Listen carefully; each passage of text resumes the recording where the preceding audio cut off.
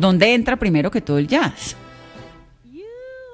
Pues lo que le decía es que el jazz y las músicas colombianas tienen como un mismo sustrato, ¿no? Todo lo afro que llegó a Estados Unidos llegó también a nuestro territorio. Esa es como la primera génesis, digamos, o los primeros elementos que se comparten. Y luego, puntualmente, a comienzos del siglo XX, orquestas de Panamá que ya tocaban jazz de lo que se tocaba en Estados Unidos, empezaron a llegar a los salones de baile de Barranquilla y Cartagena. Ese es otro episodio, digamos, en donde se entrelazan los dos estilos. Entonces entra por Barranquilla y Cartagena y de ahí por el Magdalena pasa al resto del país, ¿o cómo? Ese es Sí, trasegar. sí, digamos que todos los elementos culturales que llegaban por las costas pues empezaron a viajar por todo el territorio y pues en particular el Magdalena fue esa conexión con el interior y de ahí pues empieza a rotar a todo el territorio. Jorge, ¿por qué el jazz sigue siendo tan relevante incluso hoy en día para la música contemporánea?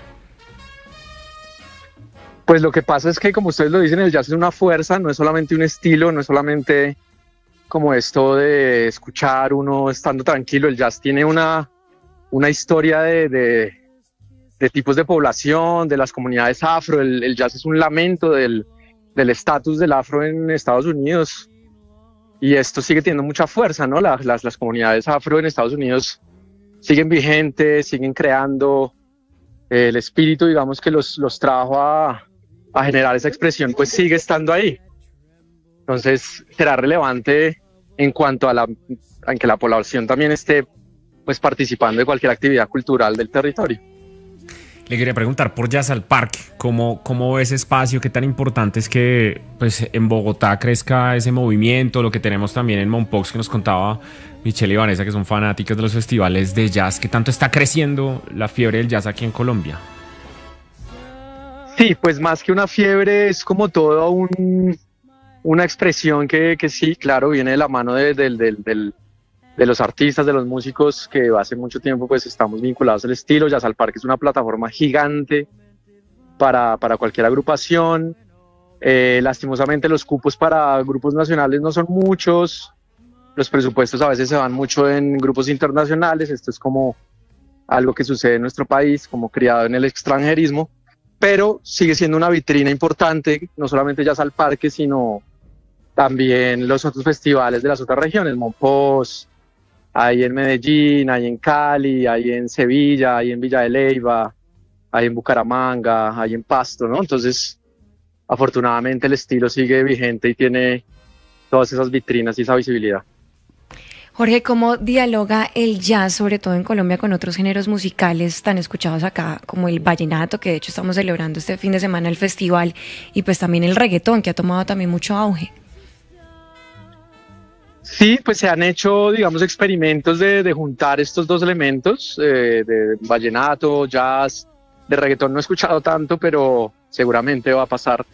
Lo que pasa es que el jazz tiene una naturaleza de dialogar, ¿no? La práctica, digamos, la génesis del estilo es dialogar, es experimentar, es generar discursos creativos, y en esa función, pues, el mezclarse con otras lógicas musicales, pues siempre va a ser parte de su línea de desarrollo. Bueno, hablemos un poquito.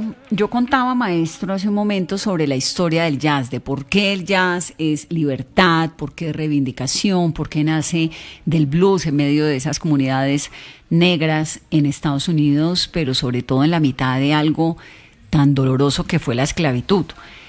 ¿En qué momento el jazz termina convertido en toda esta maravilla que es, esta maravilla musical?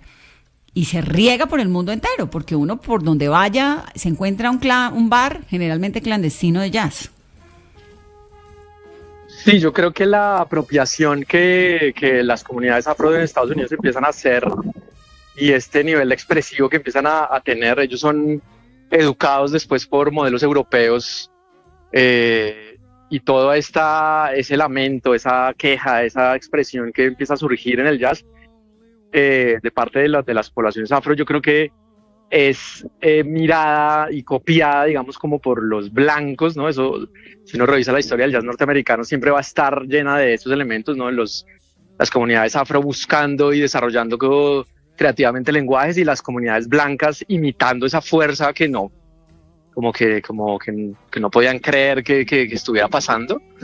Y eso se riega al mundo, ¿no? Esto llega, digamos, a otros territorios, se mezcla con las músicas y empieza a generar estos discursos musicales potentes.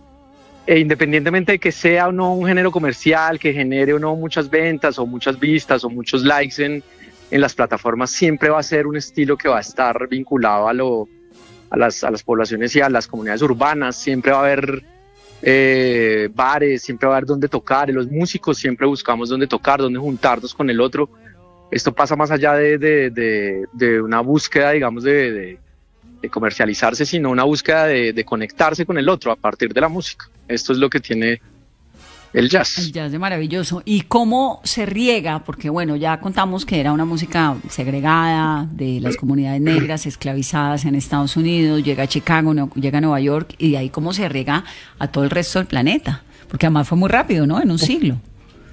Claro, pues como empezaron a grabar estas músicas, lo primero es la radio, ¿no? La primera manera de comunicación de un estilo musical va a ser pues la difusión del estilo más allá del foco de donde se da.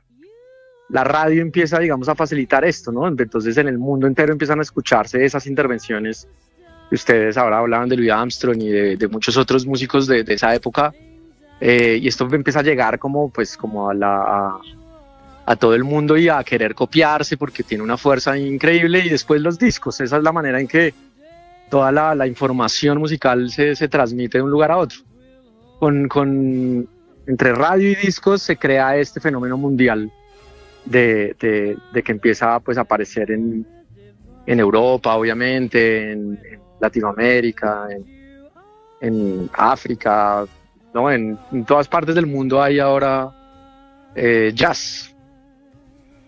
Oiga, chévere, hoy en el Día Mundial del Jazz, una recomendación para un oyente de nosotros que hoy se haya enamorado de la primera canción que escuchó, de esta conversación, de la historia que contó Vanessa, de los conceptos que usted nos ha dado. Un disco o un artista que usted nos recomiende para escuchar, para empezar a escuchar jazz, para empezar a enamorarse del jazz. Y si tiene alguna recomendación de un artista colombiano de jazz o que le meta jazz a su música, o un disco de jazz colombiano así chévere. Claro que sí. Mire, yo le recomiendo que escuchen cualquier cosa que se les cruce por ahí de John Coltrane. Es el músico saxofonista más importante que tuvo el estilo. Digamos que marcó, digamos, dimensiones como musicales muy, muy, muy fuertes. Estuvo muy vinculado a procesos espirituales, a llevar la música más allá, a trascender con la música más allá como del aspecto como comercial. John Coltrane. Y de Colombia, definitivamente el maestro Antonio Arnedo, con quien afortunadamente tengo el placer de tocar. El maestro Antonio Arnedo se ha convertido en un referente, y un disco del maestro Antonio Arnedo se llama Orígenes, de 1996. Lo conozco, es divino. Exactamente. Divino.